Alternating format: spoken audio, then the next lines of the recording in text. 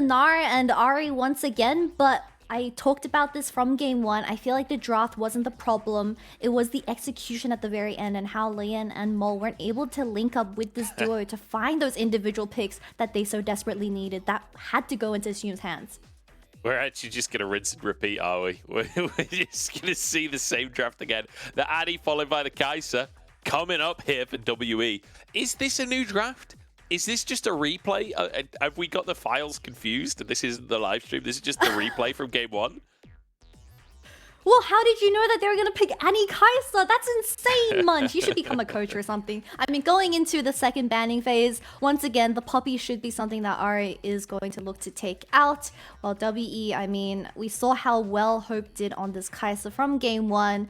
So they're just looking for another kill lane towards that bottom side. But we already talked about how WE were the ones to blind the Rel, and champions like Braum and Alistair exist. So realistically, Lwandy shouldn't be finding so much success in that early game, and he really depended on those 5v5 skirmishes. We'll have to wait and see. Maybe RA, they're gonna go with the same 4 picks, but that final support champion is going to be a different thing.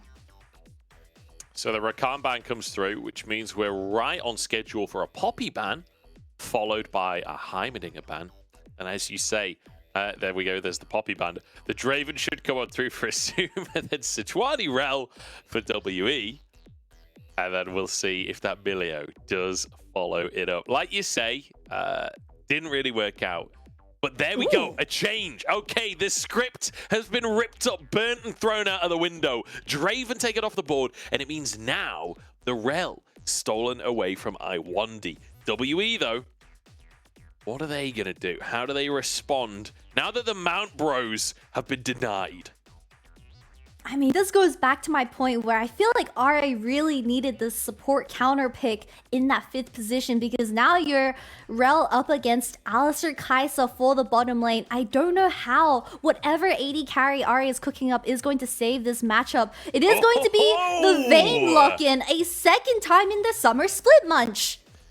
Okay, I see you, Assum. Brock locks in the Vayne against the Kai'Sa. Now, Vayne ever so slightly outranges Kai'Sa. The matchup in the outright 1v1 between Kai'Sa and Vayne. Vayne can win that, assuming it's a skilled Vayne pilot. Let's see if Assum can dominate the matchup this time with Feather, having that hard engage that you were hoping for. Lwandy changing tacts without the Rel. Goes, you know what? We'll not be Mount Bros, we'll be Farm Animal Bros. A cow and a pig in the jungle and the support this time around. Let's see how this new bot lane pans out. Hey, I thought we were going to get a rinse and repeat of game one, but RA coming in with the Vayne Rel for the bottom lane. I feel like this is going to be a lane of mind tricks going into the first 15 minutes, because it's all about the denial and how both supports are going to find their angles onto the AD carry. But I still feel like WE coming to this game two with the Kai'Sa in hand, they still have a bit of an edge when it comes to the mid game, especially with that Kraken spike in the hands of Hope. But we'll have to wait and see, because we've seen this Vayne pick getting picked by EDG Uzi earlier on, and man was an absolute monster. So hopefully coming into this series, game 2, we have Assum delivering as well. I feel like we're coming into an extremely exciting meta, aren't we, in the bottom lane, where Kai'Sa and Vayne are regularly picked. Like, this feels old school here in the LPL at the moment as the Gyos come through. And you can imagine that WE winning out the Gyos in WE's arena. Very surprising turn of events. I have heard that Xi'an has amazing food, so that's definitely somewhere I want to go in the near future, because apparently they have savory food compared to Shanghai, which we were obviously both there for the spring finals. I've actually been to Xi'an, and they do have more savory food. I've got to say, maybe I went to the wrong places. I was not a big fan of Xi'an's food, but I am a decadent Westerner, so you know, I don't know if I went to the wrong places or what, but in Shanghai, I feel like I had much better options. Whereas in Xi'an, I felt like, you know, the options were very limited. I will say, though, Terracotta Warriors, pretty cool.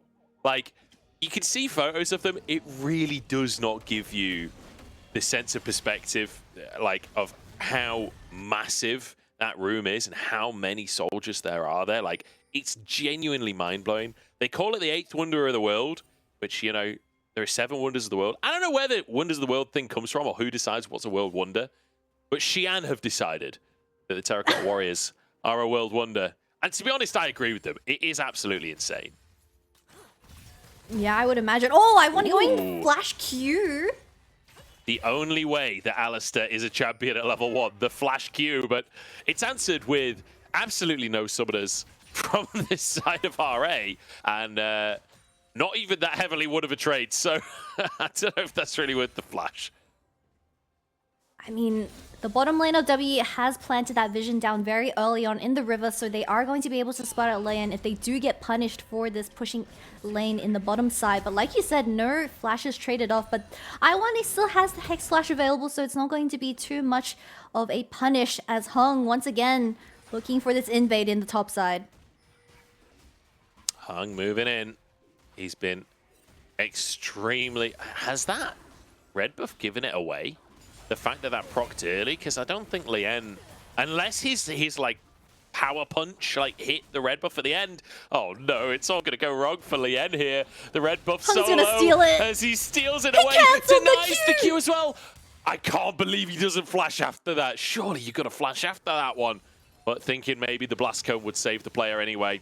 And now Mole is going to feel that pressure in the mid lane as Heng moves through, helps push the wave in. Heng taking the red buff away and now can finish off his own farming. Oh, but look at this.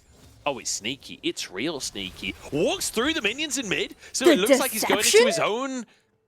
his own quarter. Oh, Oh my god. Oh no, the biggest jungle diff I have ever seen in the LPL. Heng has just demolished Leyan.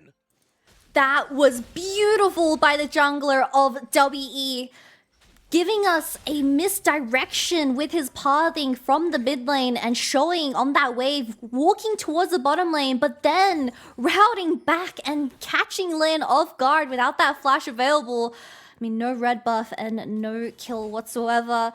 WE, this jungler, I'm impressed. Yeah.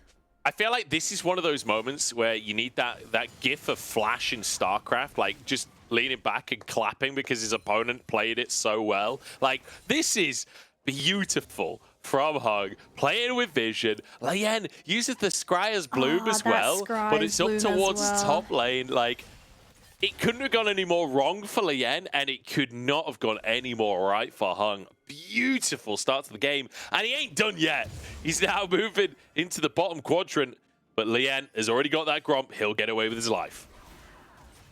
I mean, it wasn't just Heng dodging out on the vision in the mid lane.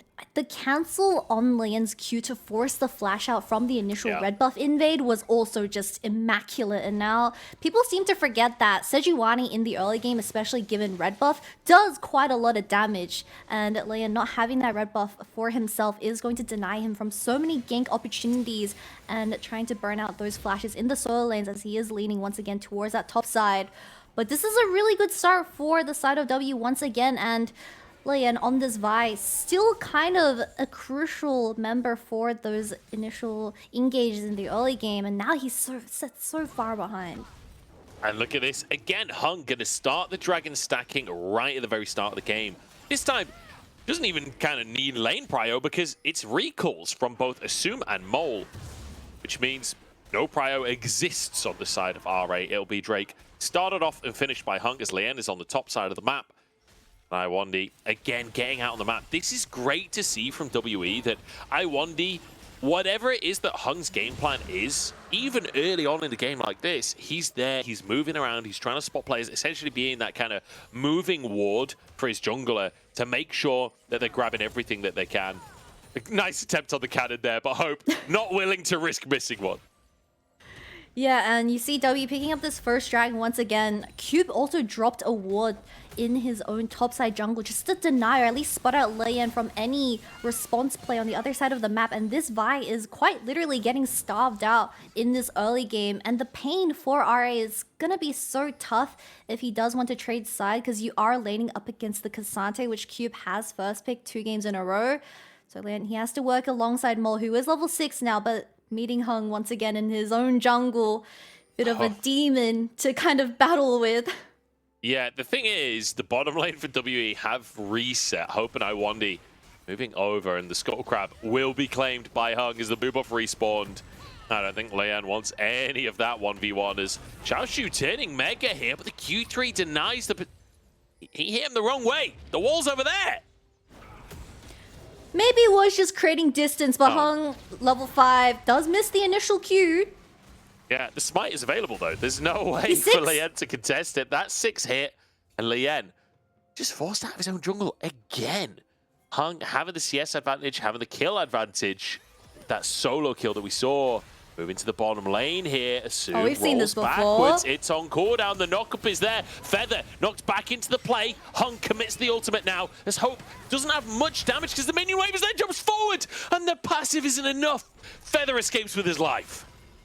That looked like a repeat of game 1 in the exact same position as well. Heng looking in, but Leyan, level 5, he's not going to provide that much. Assum doesn't have the flash available. Ooh.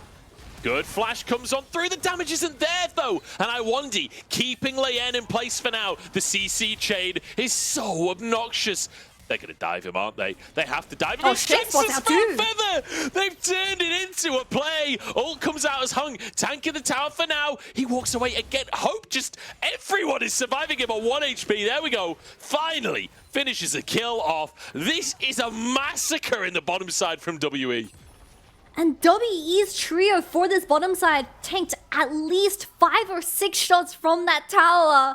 But the Sejuani and the Alistair were just so insanely tanky and also resetting the tower aggro, allowing Hope to pick up the final kill onto Leyan on this Vi. But a repeat gank of what happened in game 1 onto Feather as well, where no summoners and kind of dashes for this relative getaway. Very lucky that Hope...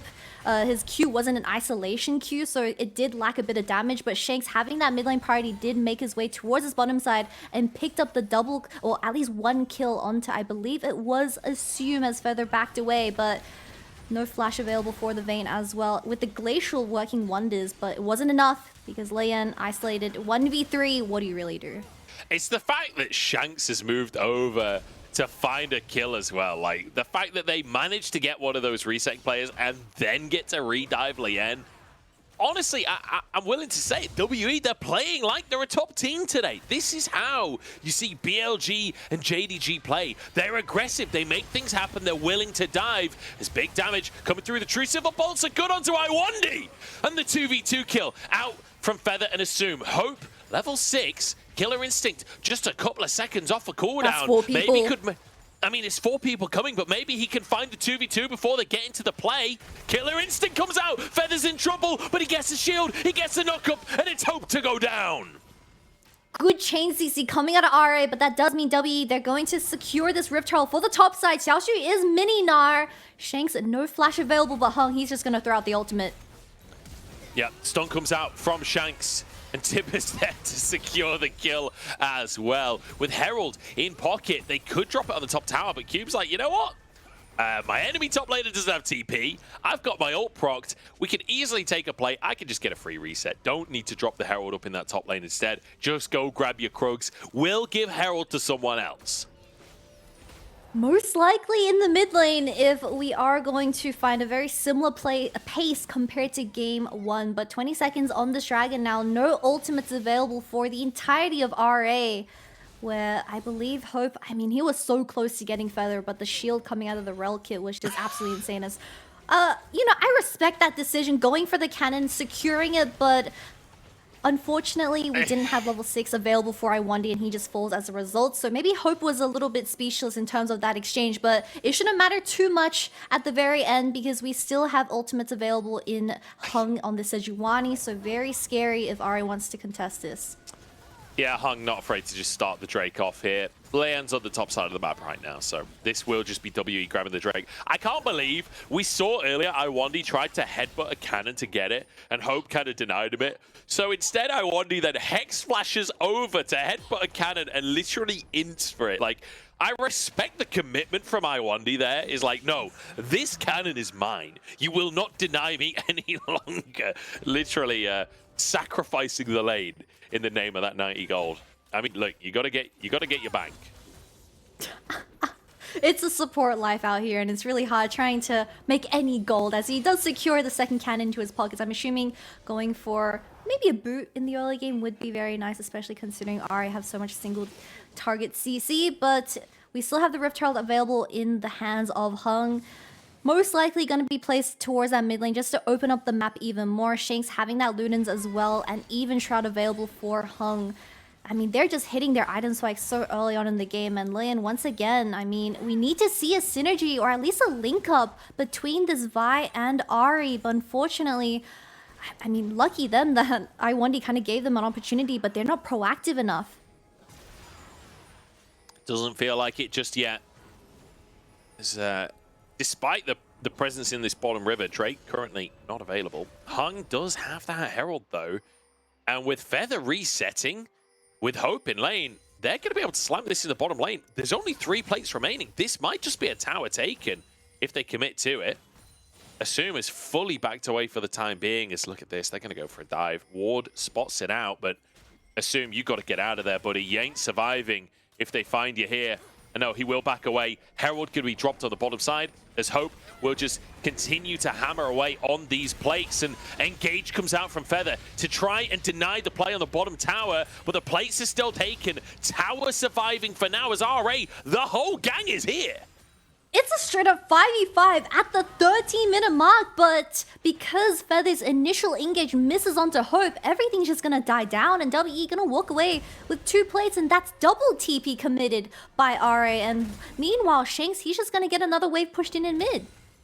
I mean, this is the thing. It was 1 extra TP for RA, while WE got away with the plates as well. Like, you really couldn't ask for much more for WE. They're okay with not fighting. We saw that all through game number 1. They're really okay with not having a fight. Oh, he messed up the combo on the wall. Yeah, I saw it initially, but I wasn't sure to comment on it. But Feather just failing the execution on the Q ultimate on the Rel with the flash as well. I believe he canceled his own Q with the flash or something, but Shanks having the flash himself. Wow. Oh my days, the combo! Xiaoxu is just gone! And it looked like he was safe, right? It's only Annie there, but the ult over the wall from Heng, and Hope flies over. Oh, the farm bros are in trouble. Lwandy looking like a tasty burger right now for Leyan, who's charging forwards, but Mole comes into the play as the headbutt comes through, and Lwandy survives. The heal is there. Mole with the Spirit Rush ain't enough. And this time it's Hope grabbing the kills early. Poor Feather, man. The observer just is zooming in on this Rel every single time he fails a dash over the wall. And I feel like if the Rel was able to get over that wall, Lwandy shouldn't have made it out alive from getting caught out of position. But unfortunately, once again, RA just failing on the execution. And W go unpunished. And I feel like back to the bottom lane play, you know what that really reminisced me of? It's the JDG playstyle of just consistently diving bottom lane through the priority that the Annie was able to secure. And this is just Feather failing his dash over the wall as Lwandy gets out alive. And it was just very sad day to be this Rel as they didn't have enough damage once Lwandy popped his ultimate. It's not often that I say it, but I do feel like this is a little bit of a, like, Feather has not practiced this champion. Like, 2 messed up combos in a row. You have to assume that this is not a champion he's comfortable on. Ward comes out from Leyan, and Hope forced to move further back away before he goes for that reset. As Shanks will move up to the top side, changing those lane assignments, as it will be Hope going to the mid lane now. A Mole trying to push out. Feather and Leyan hovering for him, but they won't find anything. And the raw thing is knowing the fact that this is Feather's 3rd game of Rel in the summer regular split. So it's not a champion that it is the first time we're seeing in the LPL, but questions are gonna get asked is like, if you do just give over this rel and play the Alistar yourself, but unfortunately we haven't seen this champion getting picked by Feather just quite yet, so maybe it's an uncomfortable matchup that he is unfamiliar with. But I mean, WE, kind of a repeat of game 1, similar lead, but this time around we do have the static shift picked up for Assum, so he can find a slight mid lane priority when it comes to the push. Yeah, certainly can. That said, Kai'Sa not too shabby when it comes to clearing those waves with the Q. We'll see if Assum can get that priority shift. It's just such a good item. Honestly, there's hope. We'll try and clear the waves. Lwandy should be able to get this cannon without dying. And there we go. Nice. 90 gold in the bank. Lwandy leveling up as the game goes on. The Herald. I'm being a bit mean to Lwandy now. The Herald comes in the mid lane. And that'll make it relatively easy to finish that one off later on, off the back of a fight or whatever. But Drake up on the map here. Cube did get spotted on the ward. There we go. Ward now will be cleared as Heng trying to keep RA out of the river. It really felt like that was the ward that RA so desperately needed to look for a flank, as we do have double TPs available for both Xiaoxu and Mole. But my eyes are on this Nara if he's able to get Mega for these skirmishes. But no, third Dragon going over towards WE, as Xiaoxu is just going to chow down on this tier 1 tower in the top lane. But WE, they're just denying every single thing in this early game, and it really just feels like RA, I mean, we haven't seen a single Spirit Rush worked alongside Leyan this game so far, and it kind of just feels like a slow bleed. Leyan wants to make a play in the top side, though, as they're going to try and dive Cube. The one thing is, K'Sante very good at just taking one of you away and isolating a 1v1. Leyan has been found as well, as Cube will just walk up to the wave. Not looking to try and collapse onto Leyan here, just looking to clear the minion wave away. Make sure that Xiaoxu can't find any kind of advantage to work with. Nicely done here by WE. And again, great positioning from Lwandy. It feels like wherever action is about to happen, Lwandy is there. Yeah, and that's the problem with RA, because we definitely see Heng trading off the early game to hover this Kai'Sa and Alistar and getting them that pressure that they so desperately need to kind of shut Assum away from any goal and experience from the minions. But on the other hand, Leyan is trying to make a response play on the other side of the map, but you have to consider the fact that Cube is on K'Sante once again. And unfortunately, with that first red buff getting denied from Leyan, they just don't have the damage. Shanks has the flash. Can you kill him here? Lwandy's coming too. He's waiting for Lwandy to come up. Oh, the Tibbers misses! Oh, Shanks! They still get the flash out, so maybe worth Lwandy throwing the emotes out at his Heng's own gonna look for it. Heng ain't letting this one go. Xiaoxu still goes down as the cavalry arrives, quite literally in the form of a Sejuani. Tier 1 taken. They're going to push for a tier 2 up in this top side because RA are trying to threaten in the mid lane. But Cube is here to defend this. And in the meantime, you've got Hope and Shanks who will be able to wail away on this turret, the Kai'Sa, with pretty much exclusively attack speed in the form of that Kraken Slayer. This is a tier 1 taken in the top side. Look at the trade in the bottom side, in the picture-in-picture there. As you can see, Mole, and I think it's Leyan alongside him, trying to, you know, match that fact. They should be able to finish the job with the amount of minions that they have. But now WE answering in kind, as it's a game of chess across the board. As Heng moves in, I don't think they can threaten the tier 1. Oh, Leyan does have a flank angle here, but they are way too tanky for this Vi to look. I'm gonna be real, out of that top lane exchange, although it started off very shaky from Shanks, at least Xiaoxu not only getting the anti-tippers, he got Heng's flash, the glacial prism, and the killer instinct. So that's an overall dub for this Gnar. While RA trading for 2 towers in the bottom side, not too bad. No, not too bad. At least they do go even in the trade overall in towers. Xiaoxu did go down, and like you say, you got some summoners and stuff. But if nothing else happens for the next couple of minutes, it becomes a winning play for WE, right? It's all down to how valuable those summoner spells end up being. And based on the way that WE have been playing, I mean, Hope is going to have his ultimate back available any second now. Like, they're quite happy to just not fight for a while. They're quite happy to, like, wait for those summoners to come back up. Shanks has Rabadons on Annie. He is going to one-shot Assum into another dimension on the Vayne. I have no idea how this AD carry is going to survive in the team fight, especially when he still has the flash available. But he is spotted on a ward, but they have no right whatsoever walking into this top side, as Lwandy once again having such great vision control. I mean, they're just going to clear it. There's nothing from RA. As now they've found someone on the top side. Mole's in trouble here as Hope has flashed after him. The Spirit Rush is enough to get Mole out to safety. And again, just WE, complete and utter objective dominance. And I mean, in terms of the vision control, it's so one-sided. RA, they're playing with the lights off. Yeah, WE, a great team at snowballing these early leads provided by Heng on the Sejuani as RA. They are just slowly suffocating out. Now being put on salt point as well. The Q misses from Leyan as Heng is just going to walk away scratch-free in the situation. But you already see Lwandy on top of his vision game planting down deep wards to allow Shanks to look for those vision flanks is going to be key. Triforce finished off for Assum. He is getting to the point where Vayne does some damage. It's just whether or not, whether or not you can. I mean, look, like Vayne actually has a great game to play in here, where you've got 3 very tanky targets. Like, if there's one thing Vayne's good at, it's melting through tanks. The single target damage extremely high, and true damage too. It's just whether or not you actually get to survive that long. Like you say, Shanks on the Annie with a death cap, he's gonna be trying to flash onto Assum, has that flash available, waiting for the Tibbers to come back off a cooldown as well. And Xiaoxu, if he's mini-nar, like, he's a great target too.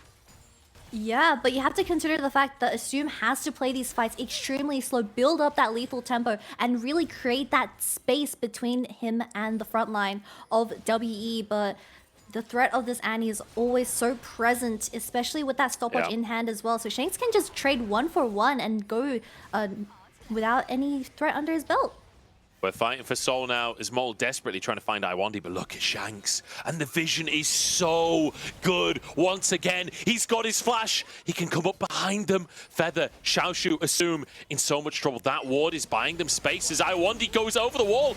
And the farm bros get onto Leyan as Shanks now joins into the play. Feather dives in, but just gets one shot in the meantime as Hope dives onto the backside, looking for Mole in a 1v1. The ISOQ could do so much. The Tibbers chasing Assum down, and the damage is so much from WE. They've chased him onto the wrong side of the map, and they're cleaning house. It's a quadra kill coming through for Hope. It's a triple, but it doesn't matter either way. WE are taking over. I mean, this fight was just Hope's stage to perform on this Kai'Sa. It's an absolute horror for RA. You also have to consider the fact that Shanks missed his Tibbers on Assum, but the problem is Hope still exists on this Kai'Sa now with the Navori. And also picking up that Soul, this game is more than over for RA. I mean, WE have come out of the gate swinging today, haven't they? They are looking fantastic. Leyan found once again. Leyan has just been the target for Heng and Lwandy. This pairing have been doing so good to just shut Leyan out of the game entirely. Yeah, but look at this. The Tibbers misses from Shanks. Assum drags that out perfectly, but Hope is just murdering everyone in the backside. I honestly thought that was a pretty good kind of start to the fight for the side of RA, but unfortunately, this Kai'Sa is just, there's so much mobility, and the Tibbers by itself was zoning out the Vayne. Cube just pulls Xiaoxu's lifeless body over the wall. Jesus, that was kind of metal from Cube, honestly. And I mean, this whole series has been kind of metal from WE. They are absolutely dominating RA, and they're making it fun to watch as well. Hope on the Kai'Sa, an absolute pleasure to watch as Heng goes in once again. Doesn't use... Oh, he did use the ultimate, in fact. Didn't find it. So I think the Banshees might have actually blocked the ultimate from Heng. I think the W from Kai'Sa got rid of Mole's Banshees, and the Sejuani, I'm not too sure where that landed. Shanks once again. Here we go. Leyan's dived into the backside while Feather's also losing on the other side of the fight. Hope follows Leyan back into the fray, flashing, keeping himself alive, gets out of vision, and then combos Mole as well. Hope is insane. WE are insane. It's an easy 2-0. I'm gonna be real, that wasn't the best fight that Hope has executed in his career, but at the end, the result's the same. A clean 2-0 up against RA and a much needed win to secure a better standing for the playoffs. And of course, I mean, this game was always in W's hand, and once again, thanks to Heng on the Sejuani, RA just couldn't play the game.